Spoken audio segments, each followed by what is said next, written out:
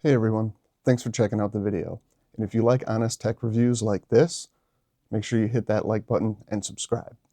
So quick question, what if I told you that the phone that I chose to use for the next 3 to 5 years wasn't an iPhone and isn't a Samsung? Yeah, people actually called me stupid for buying it, but seriously, after using it for almost a year, I think they're completely wrong, because this thing might actually be one of the most underrated flagship phones out right now. And today I'm going to show you exactly why. We'll go through some of the features that really sold me on it, and finally we'll get into some of the more technical and nerdy stuff, the specs, all the while providing you with facts and data to back up my reasoning behind all this. You'll get no bullshit from me here. So what phone am I talking about? Well, it's the Motorola Razr Ultra 2025. Yeah, I know. It's a Motorola. And trust me, I've heard plenty of opinions on this decision. I've been called stupid, crazy, and an idiot. But hear me out, because there are actually some really good reasons why I chose this phone over an iPhone or a Samsung. For years, Motorola has been out of the flagship game. I mean, let's face it, they've really only been concentrating on mid-range and lower tier phones for quite some time now. Some could argue that the Motorola Edge line is definitely a flagship tier phone, but let's face it, it really wasn't on par with the likes of Samsung's S25 Ultra and iPhone 16 Pro Max. That all changed last year when they released the Moto Razr Ultra 2025, marking the first time that Motorola has stepped back into the actual flagship game since probably the Moto X days. So let's get into some of the benchmark's performance numbers, which is one of the main reasons why I actually went out and bought this phone. The benchmark I ran on this phone was the Antutu benchmark test, which is what a lot of the tech pros and tech-savvy people use to run their benchmark scores on various devices. And the results were actually pretty impressive. The benchmark scores for the Razr Ultra scored higher than all Samsung Galaxy S25 variations, as well as all of the iPhone 16 variations, which shows the Razr Ultra offers higher performance compared to the flagship tiers of Samsung and Apple. This is thanks to the Snapdragon 8 Elite chipset that Motorola has packed into it, along with 16 gigabytes of RAM. You can also use RAM Boost to boost the RAM up to 32 gigabytes when there's enough memory left over. Just to put that into perspective, I went to Walmart and looked at all of the laptops that were on display, and yeah, this phone was right on par with those, if not more powerful than a lot of them. I have done and can do my 4K video editing, even some color grading on this phone, and have it rendered and exported in the same amount of time as my current laptop setup, which is no joke. At the time I ran these benchmark tests, the S25 Ultra and the iPhone 16 Pro Max were the ones that are available to compare against. Since then, we've actually seen the iPhone 17 Pro Max and the Samsung Galaxy S26 Ultra come out. So it's safe to say, since it's a year later, those devices will probably perform better than the Ultra 2025. Also because since then we've had the Snapdragon 8 Elite Gen 5 chipset come out, which is more powerful than the Snapdragon 8 Elite. But don't get me wrong on this. The Snapdragon 8 Elite is still a beast of a performance chipset. It is literally a powerhouse monster. The Razr Ultra actually scored 82% higher than all of the other phones that were available to us today. As you can see here on the screen, the Razr Ultra really stands out, beating all Samsung models and all Apple iPhone models. So that's just one response I have to the people that called me crazy. And honestly, I get it. Trust me, I get it. It's a Motorola. And I'll admit something else too. I'm a little biased when it comes to this. I've always enjoyed Motorola products. Even when they weren't making flagships, I kind of went to their mid-range, higher mid-range tier phones and was very happy for what you got for your price. They offered really, really good products. Not to mention Motorola has been in the wireless game since, oh, I don't know, forever.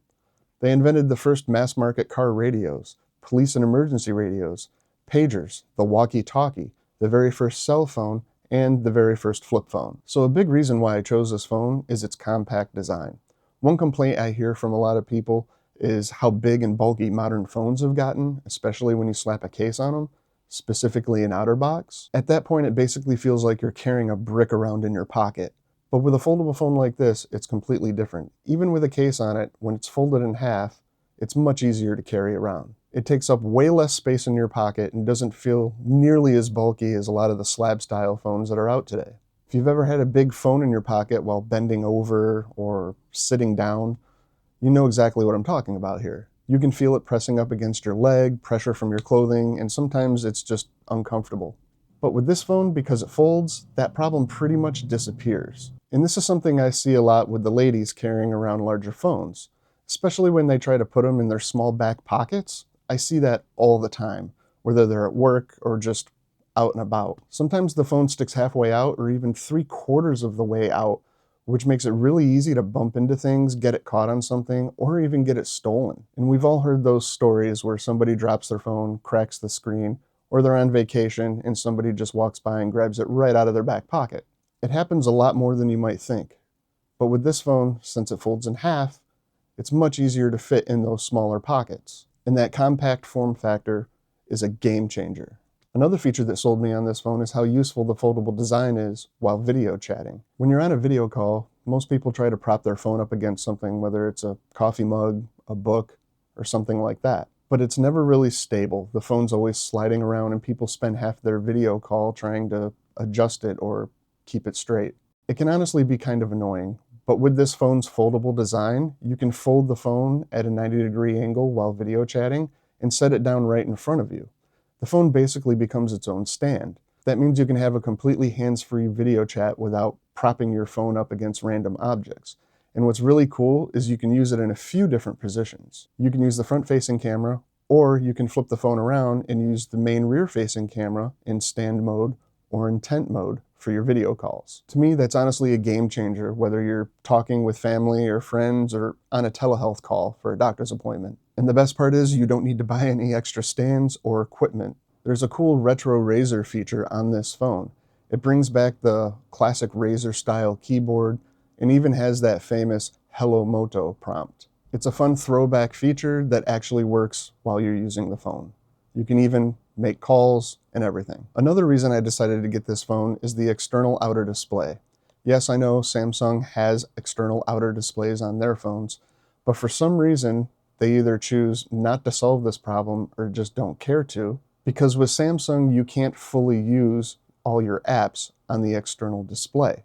There were workarounds though, but you had to download 2 separate apps in order to get other apps to work. And even then, you were still pretty limited on what you could do. With the Razr Ultra, it's completely different. You can use almost every app on the outer display. In fact, I still haven't found a single app that I'm not able to use on the external display. And the best part is you don't have to download any secondary or third-party extra apps in order for this functionality to work. Motorola actually gives you the ability to choose the apps that you want to allow to be displayed on the external screen. And if an app isn't really formatted for the external display, you have the option to force it. I've tried that with several apps, and honestly, I haven't had any issues running them in any way. So there is one small limitation while using the external display. I found that sometimes certain apps, maybe Snapchat or Instagram, when you're trying to type a message, the camera gets in the way of the send button. This is easily fixable. All you have to do is rotate your screen to the side, and it reorients, and then you can hit send. Another benefit of using the outer display more often is the number of folds. Every foldable phone is only rated for so many folds. The Moto Razr Ultra is rated for over 600,000 folds. That's insane.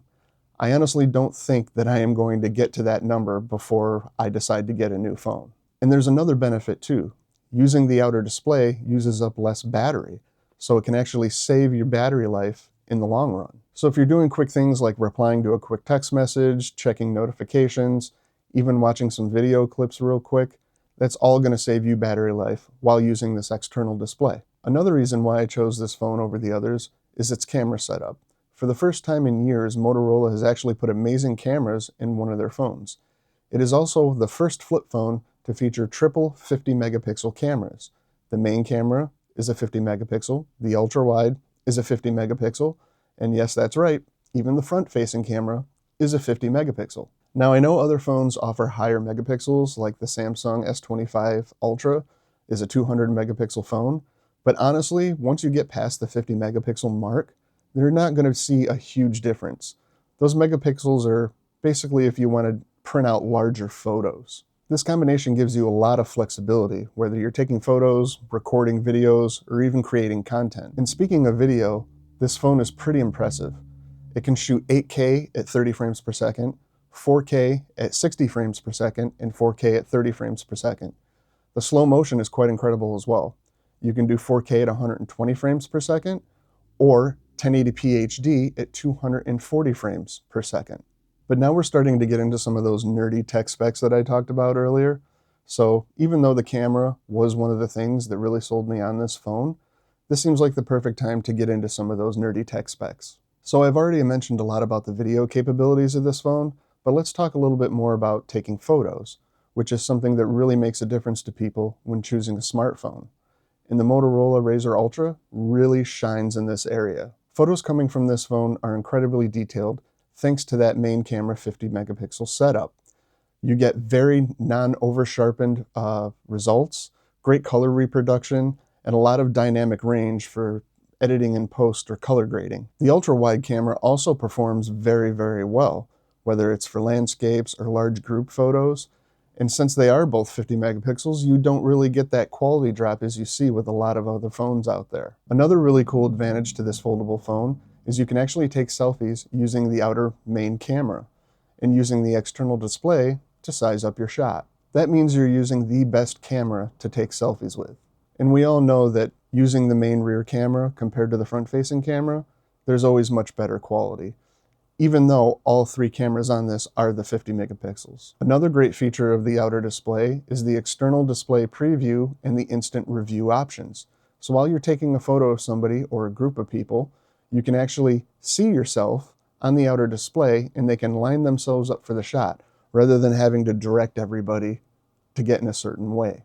And after the photo is taken, a preview of that photo, or a review I should say, pops up on the outer screen so people can actually see how the photo looks after it's taken. This also works in video mode as well. While taking a video, people can see themselves on the outer display while you're recording. One thing I didn't mention earlier is the camcorder mode. So the camcorder mode is you basically fold the phone in a 90-degree angle, you turn it to its side, and you can hold it like it's an old school camcorder instead of using two hands like modern slab style phones. I found this to be much more stable while recording, and you also get that preview effect on the outer display where whatever you're recording or whoever can actually see themselves while you're recording. So you have options to select what video style format you want. You can do H.265, HEVC, or you can do H.264. Honestly, there's a lot of compatibility issues with H.265.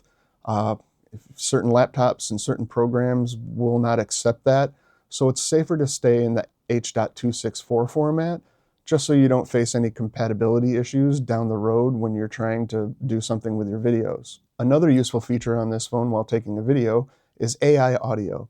So if you're taking a video of somebody speaking, if you slightly zoom in on them, AI audio will kick in and will actually enhance the sound or the person's voice while you're recording. And that also cancels out a lot of that background noise or even other people having conversations around you. It's super helpful, especially when you're in noisy environments. Another option for the camera in taking photos is the Ultra Res mode. The Ultra Res mode is mainly for taking photos outside in very good lighting. It can still work indoors as well, just make sure you have some decent lighting, otherwise it's not going to look the best it can. When I shoot in the ultra resolution mode, the resolution comes out at 8192 by 6144, using the full capability of that 50 megapixel camera. The level of resolution gives you an incredible amount of detail in your photos. Like, it's nuts. You can zoom into the image later on and still see an incredible amount of detail, and honestly, the results really speak for themselves. You have a few different options while using portrait mode on this camera too. You can use the 24mm, the 35mm, or the 50mm. All of them produce really impressive results. The background blur looks excellent, and it does a great job in separating the foreground from the background. There's also a few other camera modes, one of them being low light mode or night vision as it's called on the phone. And this is one area where the smartphone industry really has to get better at. It doesn't matter what phone that I've actually used in low light or night vision mode, They could be better. It's not the greatest on this phone, but it's also not the worst that I've seen. There's also time-lapse mode, so if you want to record something over a longer period of time or create some content, you can do that using 8K, 4K, or 1080p Full HD. Another interesting feature on this phone is called tilt shift. It's almost like a horizon lock mode. So what you do is once this is enabled, you can actually move the phone in any direction that you want, and like this, and like this, and like this, and it will stay horizontally oriented the whole time. Another mode for the camera is group shot mode. So while you're taking a group shot, if somebody blinks, it can actually adjust the eyes so they're not blinking anymore. Another feature is dual capture video mode. So what this is it allows you to record on your rear main camera and yourself on your front facing camera at the same time. This is especially useful if you want to do vlogging, so you can describe what you're seeing or describe what you're filming while filming yourself at the same time. And lastly, there's photo booth mode. What this does is it takes photos in 3 or 4 second intervals. I think it takes like 4 or 5 photos, kind of just like a photo booth. I mean, it's nothing really impressive, it's not a huge feature, but it's really fun with friends, and especially if you have kids. Damn, that was actually a lot when it comes to these cameras. But let's actually take a look at what these cameras can do. On the screen right now, I'm going to put up some images and some video that I've taken with the Razr Ultra 2025. These examples include many of the features that I've talked about. I'm actually going to put a little watermark down on the bottom during each one so you can know what mode it's in. Mozzarella log, my goodness. Thing is huge.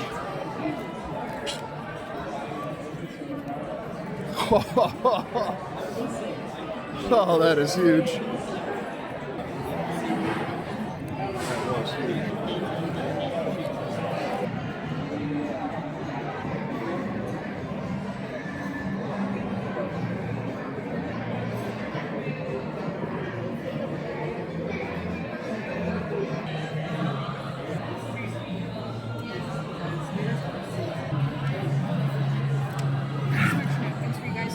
Thank you.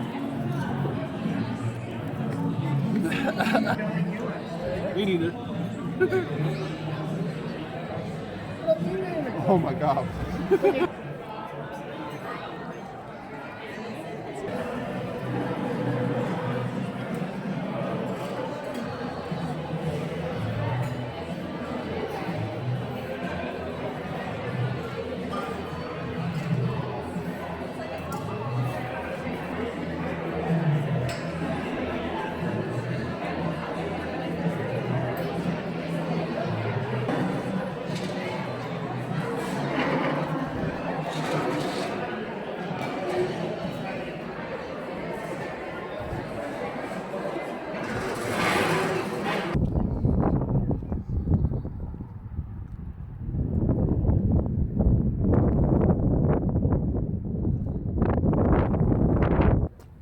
Oh shit. Nice and crisp. Turtle cut. Right? Oh, you got a different turtle shirt.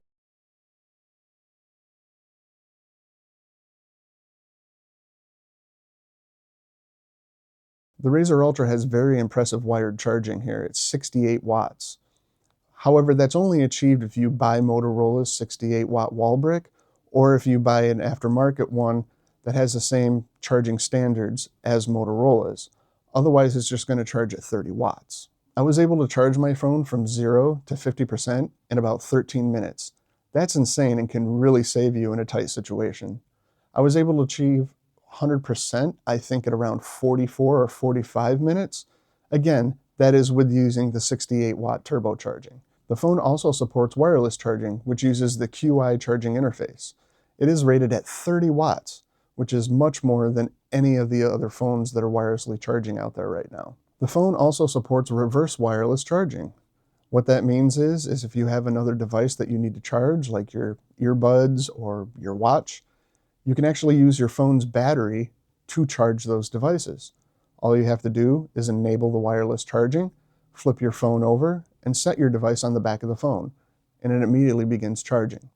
However, it does only charge at 5 watts. It's much slower, but it can help you if you're in a pinch. In real-world usage with the battery life, Motorola claims that you can get up to 36 hours of full battery with normal use and about 40 hours of talk time, which seems about right from using the phone for the past 10 months. The phone can also last around 15 hours for continuous web viewing as well, before needing to be recharged. That's also pretty impressive. So there you have it, everybody. Those are the main reasons why I chose this phone compared to some of the other flagship phones that are out there today, because Motorola now actually offers a true flagship device. So what do you think? Let me know down in the comments if you think this phone would fit your lifestyle. In my opinion, the Razr Ultra is kind of a jack of all trades here. You get strong performance, a fantastic camera system, for once, and a lot of the unique features all powered by that Snapdragon 8 Elite chipset, which is considered to be one of the best processors out on the market. And honestly, the performance specs really show that here. Man, that was a lot. So call me crazy if you want, but after using this phone for like 10 months, going back, I'd make the same decision again. This isn't just a good phone. To me, this is definitely one of the most underrated flagship phones that are out on the market right now. But I'm curious, would you actually switch to something like this? Would you? Or are you sticking with what you know? Let me know in the comments, and I'll see you in the next one. Thanks for watching, everybody.